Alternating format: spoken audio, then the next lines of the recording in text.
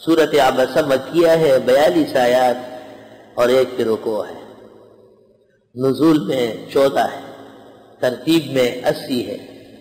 رسول اللہ صلی اللہ علیہ وسلم کو بعض مشرکین نے کہا تھا کہ ہم آ کے آپ کی بات سننا چاہتے ہیں، لیکن آپ کی خدمت میں یہ ہمارے کمزور طبقے کے لوگ بیٹھے ہیں، اگر یہ نہ ہو تو ہم آ کے بات سننا چاہتے ہیں۔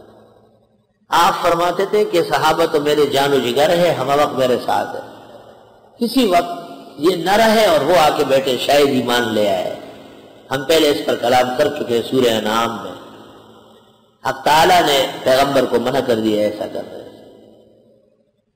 حضرت کے سامنے ایمان تھا اور ان کے اعمال، اللہ نے فرمایا نہیں، صحابہ پر محنت یقین کے درجے میں، کافر پر محنت احتمال کے درجے میں۔ ان الیقین لا یترک الا لمثلہ، یقین کے لیے چھوڑ سکتے، احتمال کے لیے نہیں۔ تبلیغی فائدہ نکل آیا کہ اپنوں پر محنت پرائے پر محنت سے زیادہ ضروری ہے، کیونکہ آپ کی خواہش تھی کہ یہ لوگ ایسے وقت میں نہ بیٹھے۔ مشرکین آ کے بیٹھ گئے، بات شروع ہو گئی۔ حضرت عبداللہ ابن ام مکتوم نابینا صحابی، وہ بڑے شوقین تھے۔ حضرت یہ سورت کب نازل ہوئی، اس آیت کا کیا مطلب ہے؟ چلتے چلے آ رہے، بولتے چلے جا رہے، اور حضرت صنادید شرک کے ساتھ بیٹھے۔ آپ چاہتے تھے کہ یہ نہ بولے اس وقت، وہ اور قریب آیا، حضرت کرتا رہا، جب حضرت نے جواب نہیں دیا تو یکدم جب سمجھ گیا تو شرمندہ ہو کے واپس ہوا۔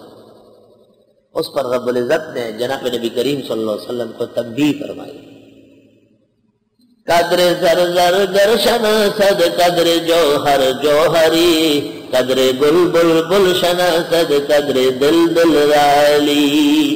پیغمبر صحابہ کی قدر خدا کے ہاں کتنی زیادہ ہے۔ عبساں چھیب جبی ہوئے وتولا، منہ موڑا ان جاءہ الاعمیٰ، کیا ہے ان کے پاس نابینا۔ عبسا چیب جبی ہوئے، وتولا منہ موڑا، یعنی فرمایا کہ ابستا وتولیت نہیں، مقام نبوت کا احترام بھی ضروری ہے۔ ابسا چیب جبی ہوئے وتولا منہ بھی موڑا، ان جاءہ الاعمیٰ، جب آ گئے ان کے پاس نابینے۔ پنجابیان کہتے ہیں نبی نہ آیا۔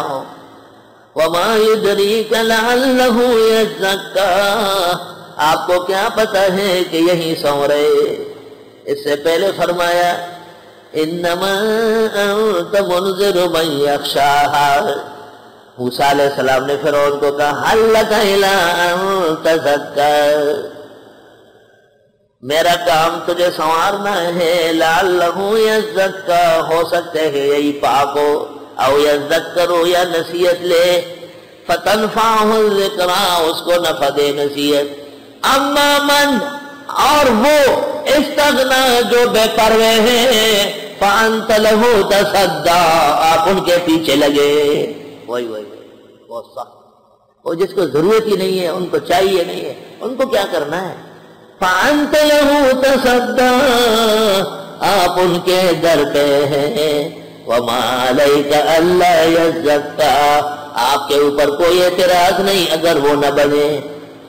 واما من جاءک یسعی، اور آیا وہ جو آپ کے پاس آیا دوڑتا ہوا، وہو یخشی، وہ اللہ سے ڈرتا بھی ہے، فانت عنہ تلہی، بس آپ اس سے بے پرواہی کرتے ہیں۔ کلا، ہرگز آئندہ ایسا نہ ہو، انہا تذکرہ، یہ ہم نے یاد دلایا، فمن شاء ذکر، جو چاہے نصیحت لے۔ سبحان اللہ۔